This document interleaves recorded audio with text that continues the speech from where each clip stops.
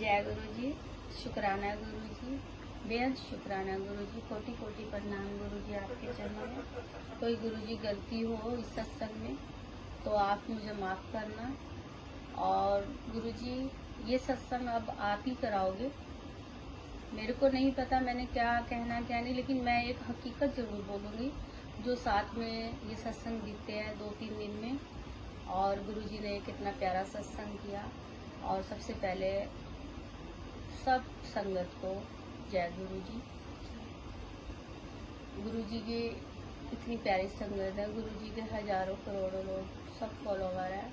और इस लॉकडाउन में कोविड के चलते समय गुरु महाराज ने इतनी अपार कृपा की है, इतनी ब्लेसिंग्स दी हैं लोगों को, और सब गुरु जी के उससे जुड़ गए हैं। और गुरु जी साक्षात सुनते हैं, ये मुझे मालूम है। और गुरु जी भी सबसे जुड़ते हैं, सबसे डायरेक्ट कनेक्शन करते हैं। और गुरु जी की सब भक्ति करते हैं आजकल। क्योंकि मैं फेसबुक पर बहुत गुरु जी के ग्रुप्स बने हुए हैं और सबने बनाया हुआ है। जो गुरु जी ने जिसको जो सेवा दी है वो गुरु जी करवाते हैं, और हम लोग सब करते हैं। और गुरु जी ही करते हैं सब कुछ, हम कुछ नहीं है। हम तो इंसान है, कलयुगी इंसान है। क्योंकि हमारे अंदर तो हो सकता है पाप झूठ सब है, सब। क्योंकि हम लोग जब तक सत्संग में बैठते हैं तो हमारा दिल बहुत अच्छा होता है। हमें ऐसा लगता है कि हम सत्संग में बैठ के सब बातें हम यही करेंगे, लेकिन जैसे हम बाहर निकलते हैं तो हम सब वो दुनिया सत्संग की बातें भूल जाते हैं और बाहर की दुनिया में हम लोग चले जाते हैं। लेकिन अब मैं जो सत्संग करना चाहूँगी वो मेरा एक सत्संग है गुरु जी के साथ कल का। तो मैं अब कल का सत्संग आपको शेयर करना चाहती हूँ, और बहुत अच्छा सत्संग है गुरु जी का ही डुगरी से। क्योंकि कल मैं डुगरी गई थी तो मैं वही सत्संग सुनाऊंगी। लेकिन मेरा जो ये सत्संग हुआ ये परसों रात से स्टार्ट हुआ था। तो क्या हुआ, परसों मैं 10:30 बजे बैठी थी, अपना मोबाइल में फेसबुक चलाया तो उसमें एक गुरु जी का स्वरूप आया, पिंक और वाइट चोले में। बहुत प्यारा यानी कि स्वरूप था गुरु जी का। जो गरम वुलन में वो शॉल है वर्क वाली, और गुरु जी का ऊपर एक पिंक कलर की जैकेट पहनी हुई, ब्लैक उसमें फ्लावर्स है। और वो मैंने पहली बार ही स्वरूप देखा था परसों, और मुझे वो बहुत पसंद आ रहा था गुरु जी का। क्यों, और मैं बार बार अपने बेटे को कह रही थी, मैंने कहा देख कितना प्यारा स्वरूप है गुरु जी का, बहुत सुंदर लग रहे हैं मेरे गुरु महाराज इस स्वरूप में। तो मैं ये स्वरूप दिखा सकती हूँ कि ये स्वरूप था जो मैं गुरु जी का परसों स्वरूप फेसबुक पर देख रही थी, और बड़ा ही सुंदर लग रहा था। ये मेरे को बहुत अट्रैक्शन कर रहा था और बहुत खिंच रही थी। मैं बार बार गुरु जी को देखी जा रही थी और मैं कह रही थी आज तो मेरे पिता बहुत सुंदर लग रहे हैं, मेरे पापा बहुत सुंदर लग रहे हैं, मुझे बहुत अच्छे लग रहे हैं। क्योंकि ये स्वरूप बड़ा ही सुंदर लग रहा था मन को भी अंदर से तक। और बस मैं यही कह रही थी, मेरे गुरु महाराज आज तो बहुत सुंदर लग रहे हो। बस मैं ये कहकर जैसे रात हुई मैं सो गई। और सोने के बाद में जब मैं सुबह उठी तो क्या हुआ, तो एक मुझे कीर्ति आंटी और आशु अंकल को मेरे पास फोन आया, वो हस्बैंड वाइफ हैं दोनों। तो वो इधर गुरुजी से जुड़े हुए हैं, गुरुजी के दरबार में आते हैं। तो वो लुधियाना गए, तो लुधियाना पहुंचकर मुझे कहते हैं आंटी हमने डुगरी में जाना था, गुरुजी के पास ही आए हुए माथा टेकने के लिए।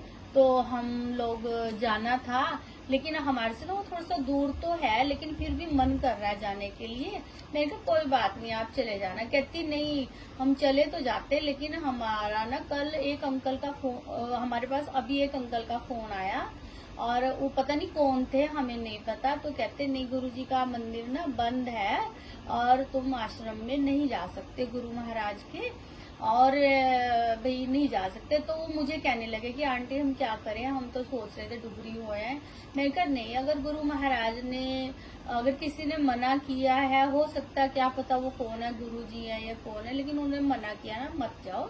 लेकिन फिर भी आप 10 मिनट रुको, अगर मुझे नंबर मिल जाता है, मुझे फोन मिल जाता नंबर, तो मैं आपको 10 मिनट बाद में कॉल करूंगी। तो अब क्या हुआ, अब ये मेरी गुरुजी के साथ जो जर्नी हुई है कल की डुगरी में, मैं अब आपको वो सुनाना चाहूंगी। तो मैंने क्या किया, मैंने मोनिका लुधियाना में रहती है, मैंने उसको कॉल किया मोनिका को कि मोनिका भाई तू डुगरी गई थी गुरु महाराज के पास 15-20 दिन पहले जब तुझे भेजा था, तो गुरु महाराज से जब डुगरी गई थी तुझे एक अंकल मिले थे, तो मुझे वो नंबर दे दे, तूने मुझे बताया था। तो कहती ठीक है आंटी आप नंबर ले लो, मैं नंबर दे देती हूँ। तो उन्होंने मुझे वहाँ का जो भी गुरुजी का सेवा करते हैं या कोई भी था उनका नंबर दिया मुझे, और मैंने उस अंकल को फ़ोन किया। मैंने कहा अंकल ऐसे ऐसे डुगरी में आना था, मेरा बहुत मन कर रहा है गुरु महाराज से मिलने का, और मुझे ना भाई, वो कहता नहीं आंटी मंदिर बंद है, क्या करोगे आगे। मैं कहा नहीं, मैं ना अगर गेट को मंदिर बंद भी है ना, मुझे तो उस मिट्टी से भी लगाव है, मुझे उस मिट्टी से भी प्यार है, क्योंकि मेरे गुरु महाराज की मिट्टी है और मैं तो उसको भी माथे पे लगा लूंगी, तो मुझे ऐसे लगेगा कि नहीं मेरे गुरु महाराज मुझे मिल गए। और फिर क्या हुआ, मैंने उनको उसका फोन, कहते कोई बात नहीं आंटी आप डुगरी आ जाओ। तो मैं डुगरी के लिए तैयार होगी 2:30 बजे। अब मेरे बार बार विचार आए गुरुजी के लिए कि गुरुजी मैं आ रही हूँ, मैं क्या लेकर आऊँ आपके, लेकिन मैं तो वैसे कुछ क्या देने वाली हूँ, कुछ भी नहीं। मैंने गुरुजी का एक बड़े भाव से स्वरूप बनाया था, मेरे को लगा कि मैं गुरुजी का ना वो स्वरूप लेकर जाऊंगी और वो मैं मंदिर में ले आऊंगी। मैंने कहा चलो ठीक है, मैंने वो गुरुजी का स्वरूप ले लिया, वो भी ले लिया। इतने में क्या हुआ, मैंने फिर वो कीर्ति आंटी को फोन कर दिया जिसने मुझे फोन किया। मैंने कहा कीर्ति मैं 4:30 तक डुगरी पहुंच जाऊंगी और आप लोग डुगरी में आ जाना। तो कहती ठीक है आंटी हम लोग आ जाएंगे। तो अब क्या हुआ, मैं यहाँ से जैसे चलने लगी तो इतने में मेरे आशा आंटी आ गए जो मेरे दीदी हैं, कहते वो हरिद्वार रहते, वो एकदम आए और मैंने कहा दीदी हम तो डुगरी जा रहे थे। कहती डुगरी? मैं कहा हाँ गुरु महाराज से मिलने जा रही, मैं अपने पिता से मिलने जा रही, मैं अपने मायके जा रही हूँ, मेरे बाबा है वो मेरे पिता है इसलिए मैं जा रही हूँ, मैं बहुत खुश हो रही हूँ कि मैं अपने पिता से मिलने जा रही हूँ। तो इतने में आशा आंटी मैंने कहा आप भी चलो, तो कहते चलो चलते। पहले उन्होंने एक बारी मना किया लेकिन फिर वो चल दिए। मैं कहा कोई बात नहीं दीदी, ये भी कोई आपकी किस्मत में होगा तभी आप उसी टाइम पहुंची हो, तो तभी आप जा रहे हो ना, गुरुजी ने बुलाया होगा। तो कहते चलो ठीक है मैं चल देती हूँ। हम लोग चले गए 2:30 बजे, हम 2-2:30 बजे हम डुगरी के लिए फतेहबाद से निकले और वो 3 घंटे का रास्ता है, 3-3.5 घंटे का। मैंने कहा चलो चलते हैं। तो हम जब यहाँ से चले गए, जाने के बाद में हम लोग 4:30 बज गई, 4:15 हो रही थी। तो मुझे एकदम याद आया, मैंने कीर्ति को बोला था कि 4:30 तक तुम डुगरी पहुंच जाना लुधियाना से, तो मैं पता तो करूंगा। तो मैंने कीर्ति को फोन किया, मैंने कीर्ति कहाँ हो तुम? तो वो मुझे कहते कि हम तो अभी आंटी लुधियाना में ही है। तो मैंने कहा कोई बात नहीं, तुम चले क्यों नहीं? कह रहे मुझे हमें काम था इसलिए नहीं चल पाए। तो फिर क्या हुआ, तो वो नहीं आए अभी तक और वो कहते चलो आंटी हम चल देते हैं। मैंने कहा मैं तो 5-7 मिनट में डुगरी में पहुंच जाऊंगी।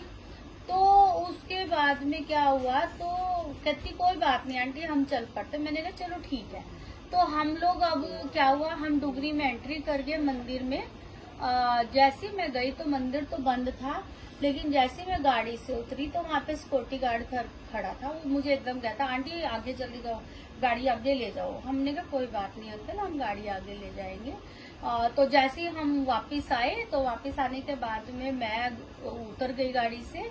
इतने में वो सिक्योरिटी गार्ड वाले अंकल थे, वो एकदम बोले यहाँ पर लोग पता नहीं क्या लेने आ जाते हैं, यहाँ पे कुछ भी नहीं है। और वो इतना, उसका बिहेवियर इतना गलत था, बोलने का तरीका, लेकिन वो मुझे बिल्कुल अच्छा नहीं लगा।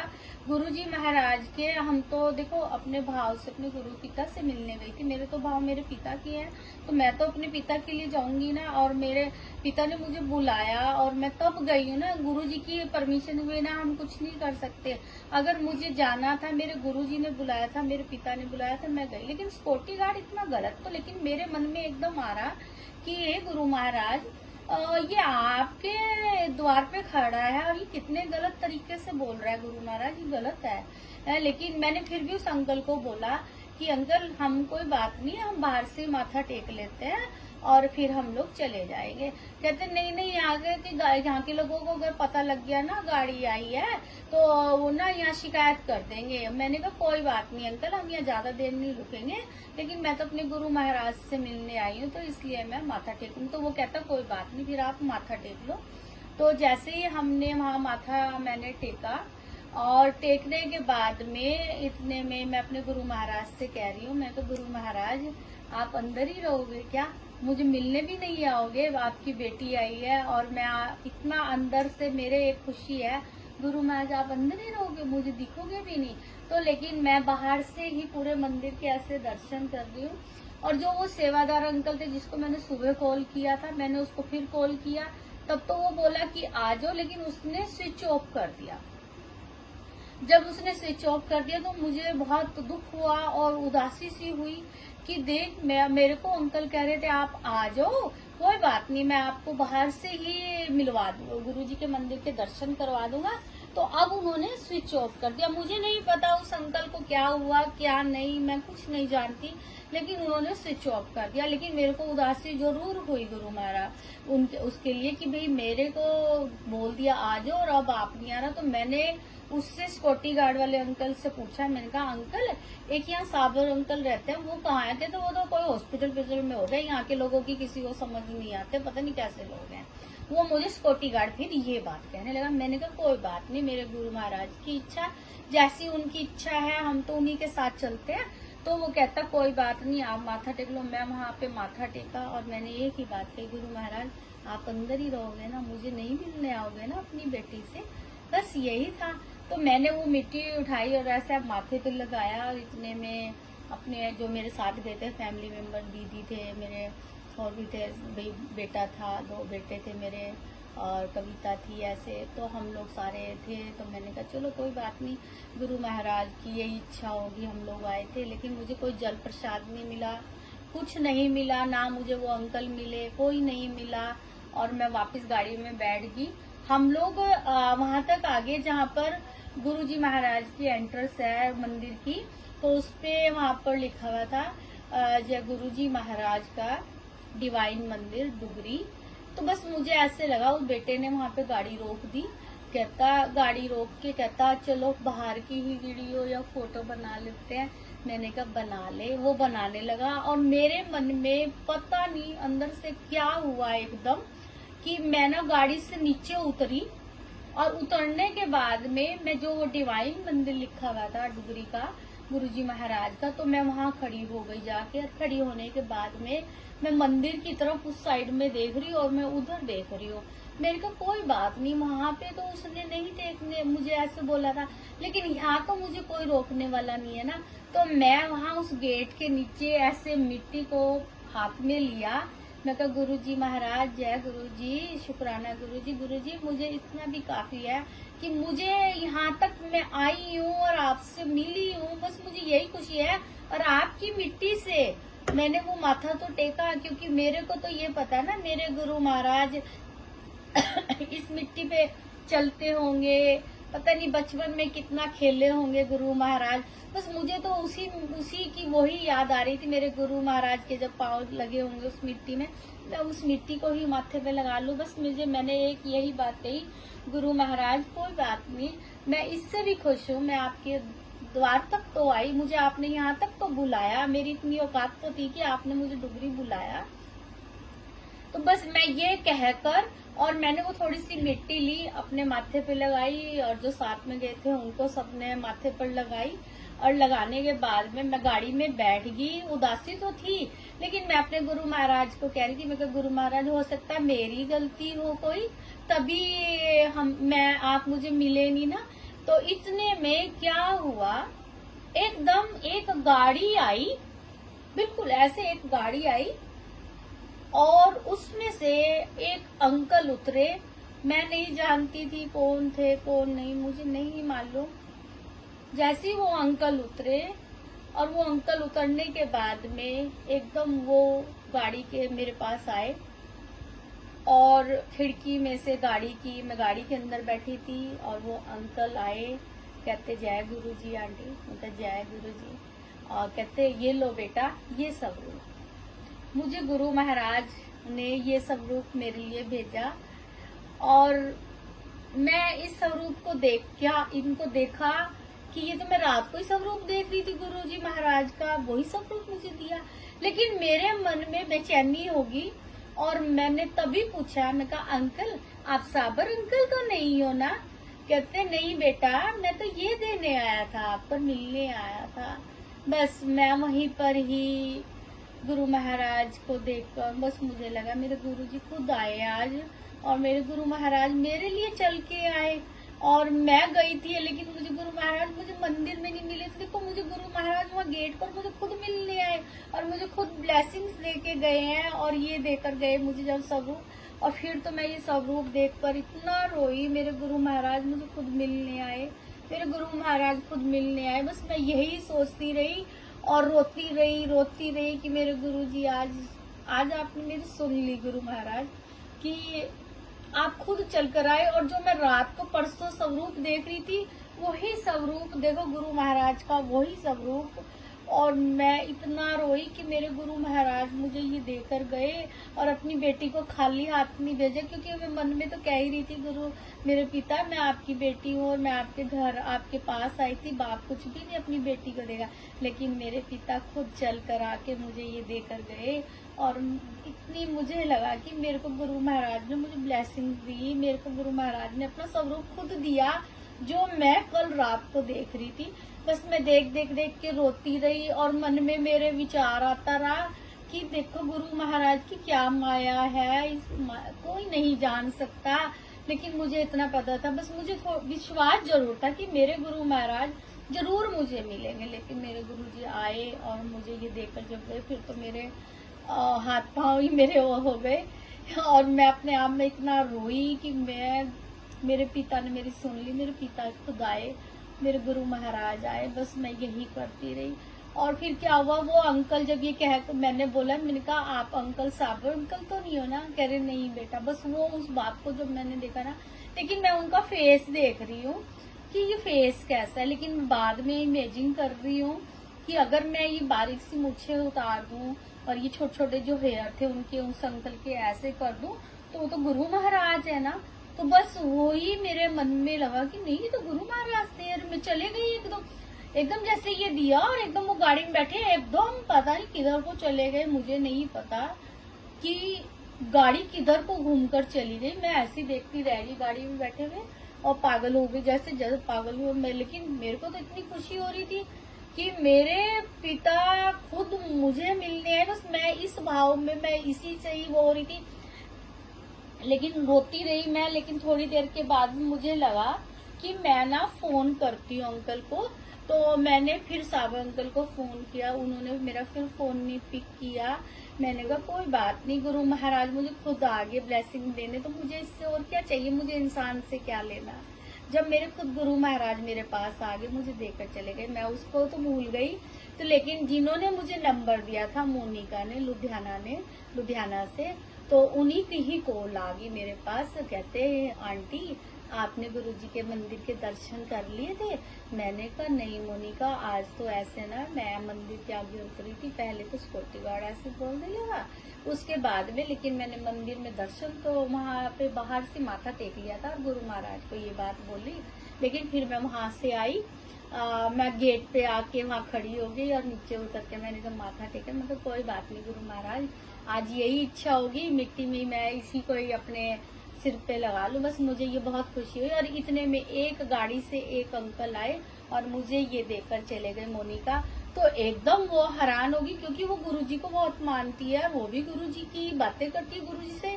और उसने एकदम बोला कि हिना आंटी आपको तो डायरेक्ट गुरु महाराज ब्लेसिंग्स देंगे और आपको खुद ये जब स्वरूप देंगे। और मैंने जब ये स्वरूप की बात बताई कि परसों रात को मैं इस स्वरूप को देख के बड़ा खुश हो रही थी और गुरु महाराज की बड़ाइयां कर रही थी, तो वही स्वरूप में मुझे गुरु महाराज कहती हाय आंटी आप तो कितने लक्की हो, आपको गुरु महाराज खुद ये देकर गए। और हमारे जैसे तो इंसान से ही जल प्रसाद मिलता या ये मिलता। लेकिन अब मैं उस अंकल को फोन करती हूँ। फिर मोनिका ने उस अंकल को फोन किया, और जब किया तो अंकल को मोनिका ने बोला कि आपको पता नहीं था वो हिना आंटी आए थे, आपने उनका फोन नहीं उठाया। तो वो कहते हैं मैं बिजी हो गया था और ऐसे ऐसे कोई काम पड़ गया था, इसलिए मैंने फोन नहीं उठाया और ना ही मैं उनको जानता था। कहते फिर मोनिका ने उनको बोला तुम्हें पता नहीं था ये हिना आंटी थी, हिना आंटी कितने सत्संग आते हैं, गुरु से कितना जुड़े हुए हैं, कितना वो कुछ बारे में बताते हैं। लेकिन आपने तो वो फिर अंकल देखो सॉरी भी कर रहे हैं, मैंने भी सॉरी कर दी। मैंने कहा कोई बात नहीं अंकल, मेरे से कोई गलती होगी, मैंने आपको डिस्टर्ब किया, मैंने आपको तंग किया। तो कहते नहीं नहीं, अगली बार तो मैं वहीं खड़ा हुआ मिलूंगा और आप बिल्कुल वो मत करो। मैंने कहा कोई बात नहीं अंकल, मेरा कोई नाराजगी नहीं है। क्या मैंने कहा देखो अगर आप आते तो मेरे गुरुजी तो नहीं आने वाले थे ना, लेकिन मुझे तो अपने गुरुजी से लगाव था ना, मुझे तो अपने गुरुजी से प्यार था ना, मेरे पिता से। तो मैं तो अपने पिता से ही डायरेक्ट मिल ली ना। कहते हैं ये तो बहुत ही अच्छी बात है, मोनिका ने जब मुझे ये बात बोली, दीदी और क्या चाहिए आपको, तो डायरेक्ट गुरुजी ये देकर चले गए। और ये देखो कितने प्यारे मेरे गुरुजी, और इसमें कितने सारे स्वरूप। ये तो मेरे को सबसे पहले दिखा ही दिखा, लेकिन इसमें गुरु महाराज के स्वरूप देखो कितने प्यारे प्यारे स्वरूप है, और बहुत सुंदर स्वरूप है सारे, जो मुझे जब देकर गए। और बस इसलिए मैं गुरुजी की कल से महिमा गा रही हूँ कि मेरे गुरुजी खुद मुझे मिलने आए। मुझे बड़ा एकदम कुछ अंदर से हो रहा है बार बार कि इतनी मैं हूँ कि मुझे गुरु महाराज मुझे खुद मिलने आए। इतनी खुशी थी इस बात की, और गुरुजी ने कितना बड़ा उपकार किया मेरे ऊपर ये।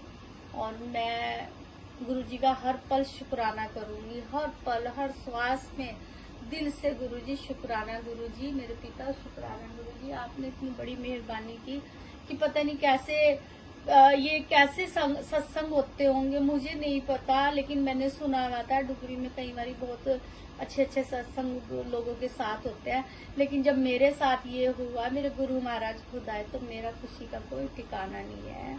और इसलिए ये वाला सत्संग तो यही मैं वो करती हूँ मेरे गुरु महाराज का। और जैसे सबको पता लगा, और मेरे गुरु महाराज आज इतनी बार इतनी संगत को भेजा और सब मिले भी, और मुझे बड़ा अच्छा लगा कि मेरे गुरु महाराज कितने अच्छे हैं।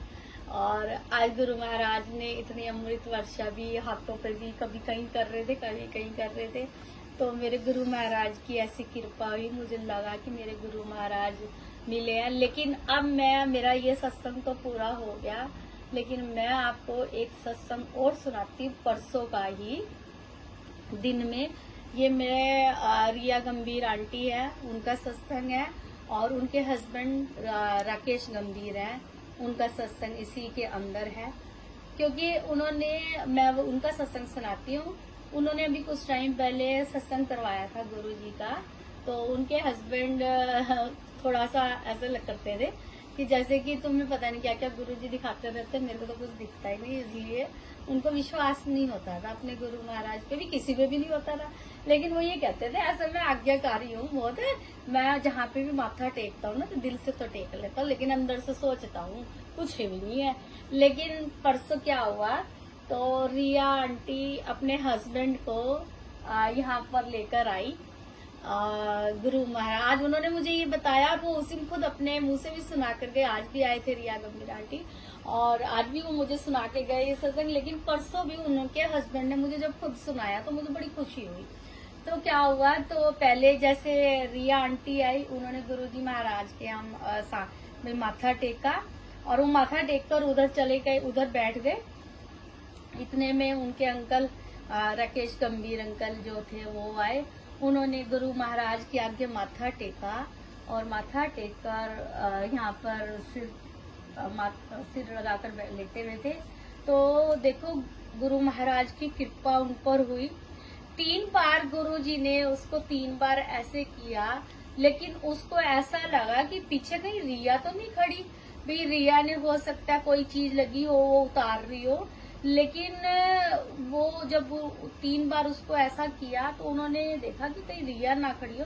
तो जैसे पीछे मुड़ के देखते हैं तो रिया आंटी तो उधर बैठी थी, और अंकल कह रहे अरे ये क्या हुआ। तो उनको तब विश्वास हुआ कि गुरु जी ने मेरे को 3 बार ब्लेसिंग्स दी, थापी दी। तो इतने में मैं वहां पे बैठी हुई, अंकल वो वहां बैठ गए एकदम ऐसे होकर। तो वहां पे बैठ के मैं गुरु जी का इसमें एक सत्संग और जोड़ती हूँ। तो मैं उनको सत्संग सुना रही थी ऐसे गुरु जी महाराज के आने का। परसों ही, कल तो मैं डुगरी गई थी, लेकिन परसों की बात है, मैं उनको सत्संग सुना रही थी कि एक दिन ना अंधेरा दोपहर हो रही थी, और मैं यहीं गुरुजी के पास बैठी थी, और सब सोए पड़े थे। तो मेरे पास मुझे ऐसे लग रहा था कि मैं गुरु महाराज जी को ये बात कह रही थी, गुरु जी आप ना 2-3 दिन से पता नहीं केड़े ब्रह्मांड में घूमते फिर रहे हो, पता नहीं केड़े ब्रह्मांड में घूमते फिरते रहते हो, मुझे 2-3 दिन से आप मिले ही नहीं, ना मुझे दिखे। तो इतने में मेरे पास मीना आंटी का फोन आया, यहीं पे मीना रहती है आहूजा, तो वो उनका फोन आया मेरे पास, कहती हिना दीदी। मैं कहा हाँ। कहती कि हिना दीदी गुरुजी आए थे आज तो दोपहर में, आज तो गुरुजी आए थे। मैंने कहा कैसे आए मुझे बता तो दे। कहती मैं सोई पड़ी थी और इतने में गुलाबों के फूलों के से पूरा कमरा महक गया, इतनी खुशबू आई गुरु महाराज की। और मैं वो उसकी बात फोन पर सुन रही, सुनते सुनते मेरे को उसने सुनीता ने आवाज लगा लिया, सुनीता आंटी ने कि ये हिना दीदी कहाँ हो। मैंने कहा मैं गुरुजी के पास। कहती पार्लर पे आ जाओ, कोई आया है। मैंने कहा ठीक है। तो मैं बात करते करते ऐसे मैं चली गई और मैंने कहा ये मीना मैं तो खुद ही कह रही हूँ कि मेरे गुरुजी पता नहीं 2-3 दिन से पता नहीं कह रहे ब्रह्मांड में घूमते रहते, मुझे छोड़ के मुझे मिल ही नहीं रहे, मुझे दिख ही नहीं रहे। लेकिन अब मुझे पता लग गया कि मेरे गुरु महाराज फतेहाबाद में ही है। तो उन्होंने जब मुझे बताया ना गुरुजी आए थे, खुशबू आ रही थी बहुत ज्यादा, मैंने कहा चल गुरुजी आए है ना तो कढ़ा प्रसाद बना ले थोड़ा जा। तो कहती ठीक है दीदी आज तो गुरुजी आए हैं, मैं कढ़ा प्रसाद बनाऊंगी। तो वो उधर से घी में आटा डाले, इधर से मुझे खुशबू आ गई। मैं ऐसे सैलून में चली गई अपने और वहां पर मैं जाकर चेयर पर बैठ गई। मैंने कहा है भाई कढ़ा बना रही है ना, तो आटे में घी डाल लिया, घी में आटा डाल लिया। कह रही हाँ दीदी आपको। मैं कह रही मुझे तो बड़ी अच्छी खुशबू आ रही है हलवे की, तो हलवा बना रही है। कह रही हाँ दीदी बना रही हूँ। और सच कह रही हूँ, इतने में जैसे ही मैंने ये बात कही ना मुझे कढ़ा की खुशबू आ रही है, ऐसी मैंने चेयर घुमाई, पूरे सैलून में पूरे गुलाब की फूलों की महक फैल गई। और महक फैलने के बाद में मैं अपने स्टाफ मेंबर से बोल रही हूँ कि कौशल सुनीता ये बोल क्या तुमने कोई क्रीम तो नहीं खोली। कहती नहीं दीदी हम तो बैठे हैं और वैक्स कर रहे थे किसी क्लाइंट की। तो वो क्लाइंट भी मेरी बोलने लगी कि भाई गुलाब के फूल की बड़ी तेज खुशबू आई। मैं कहा भाई ये तो मेरे गुरु महाराज आए हैं। मैंने एकदम बोला जय गुरु जी, शुक्राना गुरु जी, जय गुरु जी, हर पल शुक्राना गुरु जी आप आ गए हो। बस मेरे को यही था कि पता नहीं कहाँ चले गए, आपने तो तुरंत आ गए। बस मैं गुरु महाराज को यही बात कहती रह गई। और इतने में क्या हुआ, मैं फिर पार्लर पे अपना काम कुम करने लगी। यहाँ पे भी ये सत्संग मेरा पूरा हो गया और इसमें भी जय गुरु जी, शुक्राना गुरु जी ऐसे ही हैं, कभी भी 1 मिनट में ही आ जाते हैं, पता नहीं लगता। खुशबू खुशबू फैल जाती है गुलाबों की, इतनी अच्छी खुशबू होती है, महक बड़ी तेज और सुनने में बड़ा अच्छा आनंद फील होता है कि मेरे गुरुजी महाराज है। मतलब दिल से लगता है कि कुछ हुआ है। तो उसके बाद में ये सत्संग भी मेरा यहाँ गुरुजी ने पूरा किया, जय गुरुजी।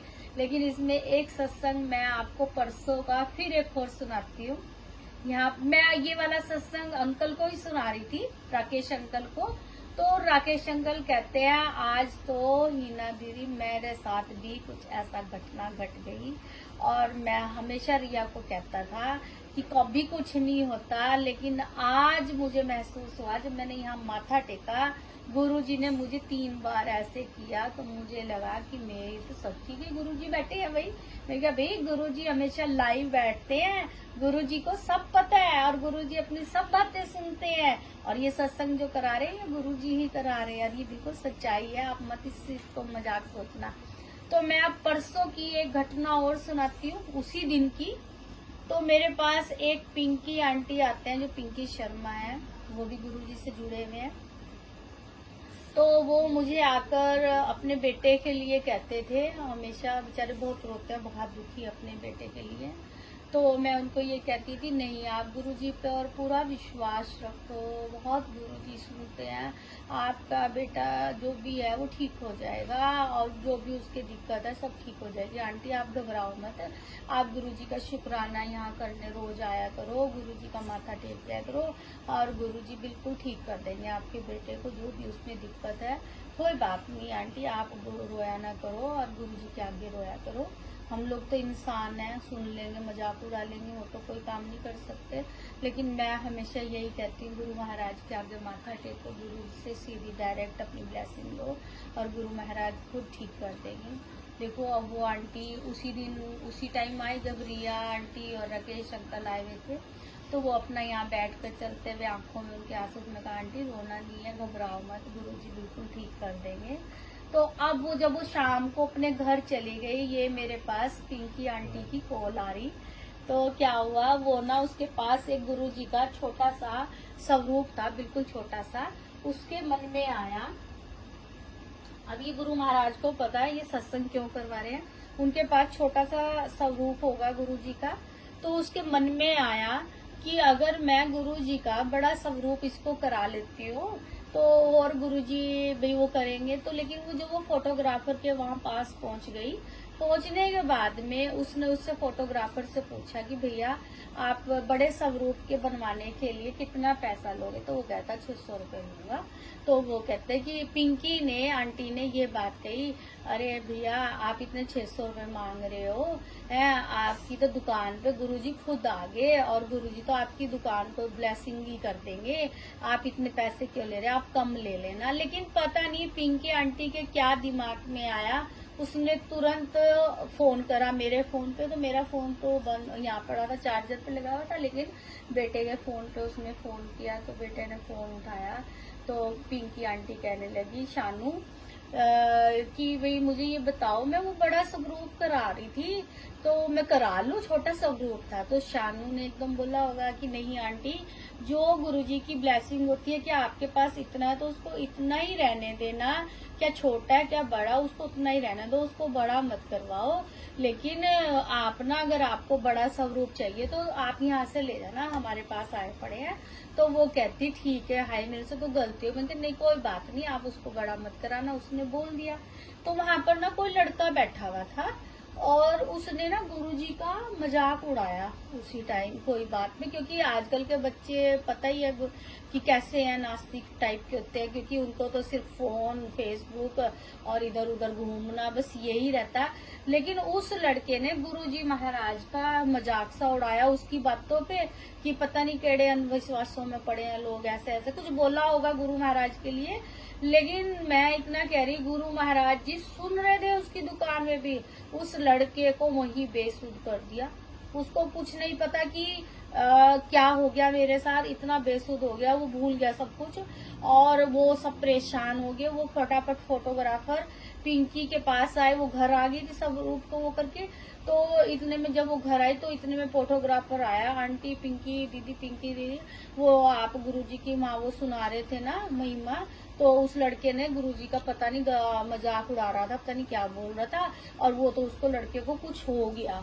तो वो पिंकी आंटी इतना परेशान होगी और पिंकी आंटी ने तुरंत फिर फोन किया। शानू दत्ता बेटे ने कहा कि आंटी आप ना गुरुजी का जाप मंत्र लगा दो उसके कानों पर, उसको सुनवाओ और फिर वो ठीक हो जाएगा और गुरुजी से माफी मंगवाओ।